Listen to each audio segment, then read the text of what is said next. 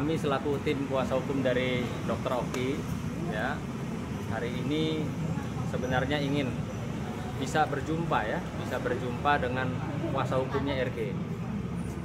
Kenapa?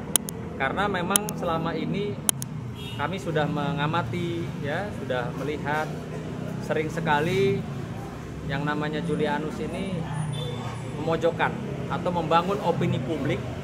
Klien kami seolah-olah adalah seorang sindikat, yang dimana sindikat itu adalah satu predikat yang sangat-sangat negatif, sangat dapat mencemarkan atau merusak nama baik klien kami Dr. Oki yang belum pernah tersangkut urusan hukum, apalagi ada putusan hukum dia sebagai terpidana. Maka tadi kami selaku tim kuasa hukum pengen, ya, berjumpa secara profesional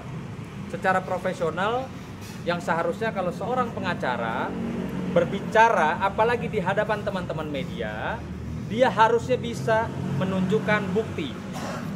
Kalau dia bilang Dr. Oki adalah seorang sindikat, dia harus bisa menunjukkan bukti. Apakah ada putusan hukum yang inkrah, apakah ada laporan polisi, apakah klien kami menjadi tersangka, ya. Bahkan di persidangan, ya, kawan kami Nikita Mirzani saja Dr. Oki tidak menjadi terdakwa.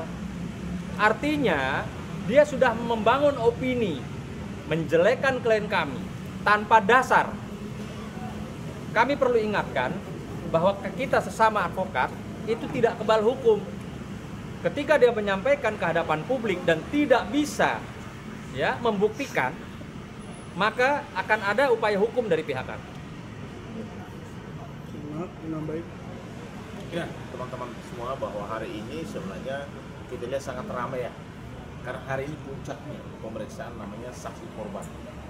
Dan kehadiran saksi korban itu menunjukkan bahwa dia harus bisa simetris antara keterangan dia dan juga keterangan dan alat bukti yang lain. Saya dari awal saya sampaikan bahwa Nikita itu bisa bebas kalau keterangan dia sebagai saksi tidak sejalan dengan alat bukti, tidak sejalan dengan saksi-saksi yang lain. Karena kalau bicara tentang pidana, bicara tentang alat bukti. Alat bukti ada 5, keterangan saksi, petunjuk, surat.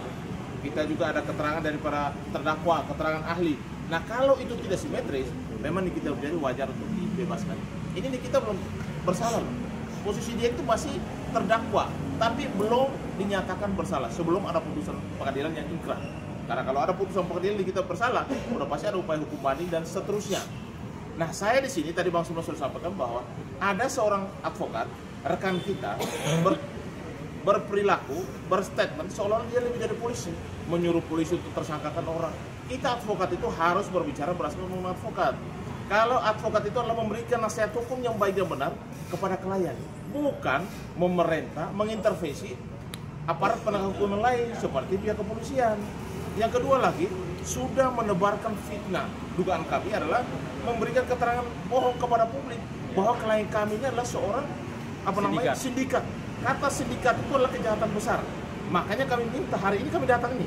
Pokoknya biar ketemu sama dia, kita mau ada press conference ini atau duduk bersama kita diskusi bareng. Bahasa sindikat itu dia harus cabut, dia harus minta maaf. Kalau tidak, pasti kami akan ambil upaya hukum. Karena kata sindikat itu adalah kejahatan besar. Pernah nggak klien kami si Dr. Oki dilaporkan atau jadi tersangka atau jadi terdakwa? Dia kan belum pernah. Lalu kata sindikat itu berasal dari mana? Makanya sebenarnya kami datang minta klarifikasi yang bersangkutan. Kalau memang kata itu tidak ada dan dia salah ucap, sebagai advokat lebih baik gentleman, dia minta maaf. Kalau enggak, kalau dia tidak datang ke kantor kami yang datang ke kantornya dia. Supaya kami mau konfirmasi kepada yang bersangkutan, kenapa dia bicara tentang sindikat kepada klien kami Dr. Oki. Dia harus bertanggungjawabkan itu. Ya. Oke, Bang. Tadi Reja Gledi juga pada saat memberikan kesaksian dia menyebut Dr. Oki adalah orang pertama yang memberikan nomor mail dan akhirnya berujung juga. Ya, sekarang pertanyaan saya, ya, memberikan, emang klien saya ujuk-ujuk memberikan gitu kepada DRG? Kan tentunya atas permintaan, ya, atas permintaan. Jadi ya kita sama-sama tahu lah, si korban mengaku diperas, tapi kok si korban yang intens istilahnya minta nomor telepon dari klien kami. Untuk apa? Dan yang perlu digarisbawahi dalam peristiwa kasus ini, kalau ya, tidak ada apa-apa. Untuk apa menghubungi kita? Untuk apa mengeluarkan uang sejumlah 4 miliar tuh untuk apa? Ada apa? 4 miliar duit yang sangat besar loh. Ya. Bukan uang yang untuk berkenalan atau uang untuk apa. Ini ada apa? 4 miliar tuh duit besar loh. Ya. Orang mau menyerahkan 4 miliar kepada seseorang, ada apa? Ada ketakutan apa? Harusnya sekali lagi, kalau memang tidak ada kesalahan, tidak ada urusan, tidak ada masalah, ngapain mesti kasih Nikita 4 miliar buat apa? Emang Nikita tuh siapa harus dikasih 4 miliar?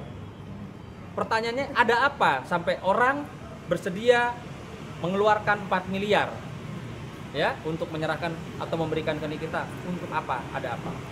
Betul.